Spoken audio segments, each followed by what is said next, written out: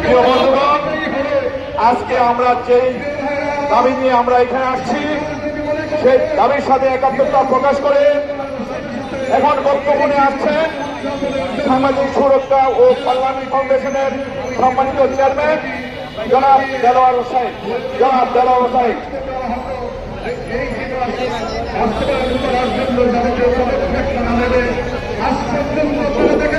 বিসমিল্লাহির রহমানির রহিম।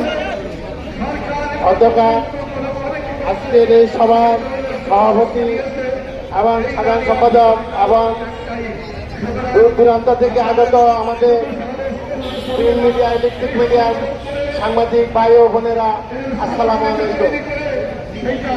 মূলত আজকে আমরা যেভাবে এই জাতীয় প্রেস ক্লাবের সামনে দাঁড়িয়ে সাংবাদিকদের দুঃখের কথা, মনের কথা এবং আমরা যে সাংবাদিকতা করতে গিয়ে যে সুখ দুঃখের, যে কষ্টের অবস্থানগুলি আমরা আমাদের নিজেরা দেখে আসছি, সেগুলি বলার জন্য কিন্তু মূলত আমরা আজকে এখানে দাঁড়ায় আমরা সরকারের কাছে আমরা কিছু বার্তা দিতে আসছি।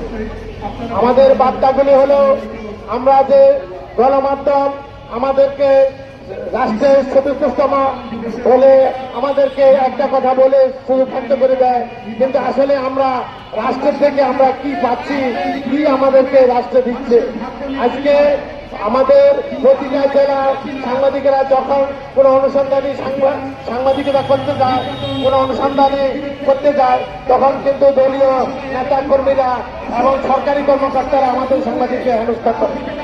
সে হেনস্থা করার পরেও আমাদের সাংবাদিকদেরকে শুধু যে হেনস্থা করে তা না, সেখানে ক্ষান্ত থাকে না, তারা মামলা দিয়ে তাদেরকে জেলে পাঠায়, তাদেরকে হাতে হ্যান্ডকাপ দেয়, মাথায় রশি দেয়। এগুলি আমাদের বাংলাদেশ বা বিশ্বের কোনো সাংবাদিক এভাবে সাংবাদিকতা করে না।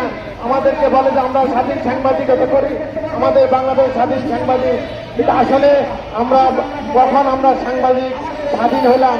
আমাদের সাংবাদিকতার কোনো স্বাধীন বলতে আমাদের মধ্যে কিছু নেই। তবে আমরা আমাদের এই বাংলাদেশে যতগুলি সাংবাদিক সংগঠন আছে সবাইকে বলবো, বাংলাদেশের যেখানে সাংবাদিকের হেনস্থা হয়, যেখানে আমাদের সাংবাদিকরা নির্যাতিত হয়, আমরা সবাই মিলে একত্রে সর্বসময় আমরা আজকের মতো একত্রিত হয়ে আমরা প্রতিবাদ করব, আমরা সাংবাদিকদের পাশে দাঁড়াবো।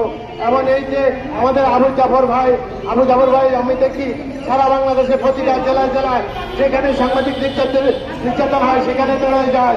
আমরা যারা সাংবাদিক সংগঠন করি আমরা সবাই যাব, আমরা ওনার মতো সবাই যাব, ওনার হাতটা আমরা শক্তিশালী করবো। এবং সাংবাদিক সংগঠন হলে হবে না, সাংবাদিক সংগঠন হতে হলে আমরা সবাই মিলে আমরা সব জায়গার মধ্যে আমরা প্রতিবাদ করবো এবং যেখানে হেনস্থা হবে সেখানে আমরা দাবাই করবো। এ বলে আমি আমার বক্তব্য শেষ করলাম। আসসালামু আলাইকুম রহমতুল্লাহ। ধন্যবাদ।